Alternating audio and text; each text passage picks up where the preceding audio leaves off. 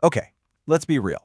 If you've looked at your portfolio lately, you've probably felt that little knot in your stomach. It's been volatile, to say the least. But what if I told you there's a way to make sense of it all? To really get why this is happening, and more importantly, what you can actually do about it? Well, that's exactly what we're going to dive into right now. So why is everything bleeding red? I mean, it's the question we're all asking ourselves, right? You open up your account and just see that wave of red. It's not a great feeling. But here's the thing. Understanding the why behind it all is the very first step to feeling in control again. So let's get right into the diagnosis. All right, so let's break this down. It really comes down to three main reasons, three big drivers pushing everything down. Think of it like this. The market's got an illness, and if we can diagnose the symptoms, we can start talking about the cure. Look, this isn't just random chaos, okay?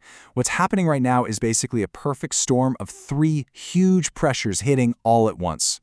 You've got geopolitical risk heating up, oil prices sending shockwaves through the economy, and this fog of uncertainty about what policymakers are going to do next. It has everyone on edge. Let's tackle them one by one. First up, geopolitical risk. You know, when big global powers start getting tense with each other, the market gets nervous. It's like a giant high-stakes game of Jenga. It doesn't wait around to see if the tower falls, it starts yanking out blocks immediately, pricing in the absolute worst-case scenario right away. And that, of course, leads to a ton of selling, all driven by fear, even if that worst-case scenario never actually happens. And that leads us right into the second driver, and it all revolves around one big, scary number. $100. $100 for a barrel of oil. When oil hits that kind of price, man, it just ripples through the entire economy. Suddenly everything costs more to make and ship, and that just pours gasoline on the fire of inflation. And you know what happens when inflation spikes? The chances of the Fed cutting interest rates, which, let's be honest, the market is practically begging for, they just plummet. And this all feeds into our third point, which this quote just nails perfectly. Investors hate uncertainty more than bad news. Think about that. It's not actually the bad news that's the biggest problem. The market can handle bad news. It can price it in and move on. What it truly cannot stand is uncertainty. It's the not knowing what the rules of the game will be tomorrow that just creates total paralysis and forces people to sell. So that's the why. That's the diagnosis. It's a bit grim, I know. But here's the flip side. Every single downturn, and I mean every single one, opens up opportunities. The trick is to switch your brain from fear mode to strategy mode. So the real question becomes, where are the smart places to look right now? All right, so where do we even begin to look for opportunities? Well, let's think in a few different buckets. First off, energy. This one's pretty straightforward, right? High oil prices are bad for most of us, but they're great for oil companies like Exxon and Chevron.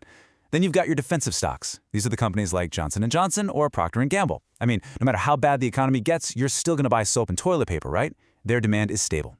Third, believe it or not, is big tech. Yeah, they're sensitive to rates, but giants like Microsoft and Apple are sitting on mountains of cash. They can weather almost any storm. And hey, if picking individual stocks feels too risky, there's always the broader approach. Just buying into the whole market with an S&P 500 ETF. It's a great way to stay diversified.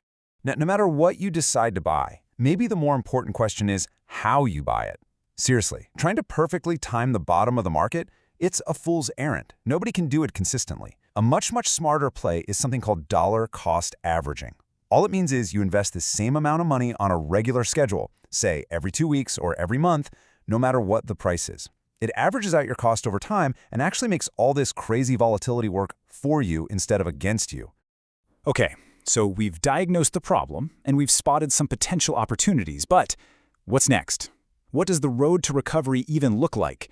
Let's get into the forecast and balance the big risks we're facing with the hopeful signs we should be looking for. Right now, the market is basically in a giant tug-of-war. On one rope, you have all the risks pulling it down. The war getting worse, inflation just refusing to go away, and good old-fashioned panic selling. But on the other rope, you have the things that could pull us back up. Any sign of geopolitical de-escalation, oil prices finally cooling off, and of course, inflation starting to trend down. That last one is huge, because it puts those rate cuts we want right back on the table. Our job is to watch and see which side starts to win. And one thing to remember is that a recovery isn't just going to happen overnight. It's not a light switch. It's a process.